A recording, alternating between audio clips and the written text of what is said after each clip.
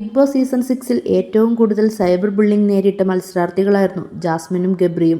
ഇപ്പോഴിതാ ഇരുവരും ഒരുമിച്ചൊരു ഉദ്ഘാടനത്തിൽ പങ്കെടുത്തിരിക്കുകയാണ്. കൊല്ലത്താണ്. ജാസ്മിൻ്റെ സ്വന്തം നാടായ കൊല്ലത്ത് വെച്ചാണ് ഉദ്ഘാടനം നടന്നത്.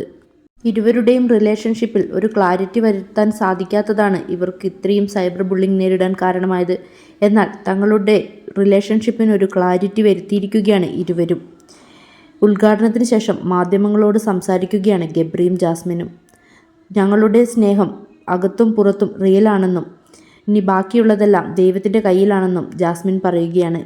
ഞങ്ങൾക്കുള്ള സ്നേഹം ജെനുവിനാണ്, ബാക്കിയെല്ലാം ദൈവത്തിൻ്റെ കയ്യിൽ എന്നാണ് ജാസ്മിൻ പറഞ്ഞത്. ഈ ഒരു ക്ലാരിറ്റി നേരത്തെ വരുത്തിയിരുന്നെങ്കിൽ ഇത്രയ്ക്കും സൈബർ ബുള്ളിംഗ് നേരിടേണ്ടി വരില്ല എന്നാണ് പലരും കമൻറ്റ് ചെയ്യുന്നത്. ജാസ്മിൻ ക്ലാരിറ്റി വരുത്തിയതോടെ നിരവധി ആളുകളാണ് ആശംസകളുമായി എത്തിയിരിക്കുന്നത്. ജാസ്മിനും ഗബ്രിയും ഒരുമിച്ചൊരു സിനിമ ഉണ്ടാകുമോ എന്ന ചോദ്യത്തിന് ആരെങ്കിലും ഒരു പ്രൊജക്റ്റുമായി വന്നാൽ ഞങ്ങൾ രണ്ടുപേരും സന്തോഷത്തോടെ സിനിമ ചെയ്യും എന്നാണ് ഗബ്രി അറിയിച്ചിരിക്കുന്നത്.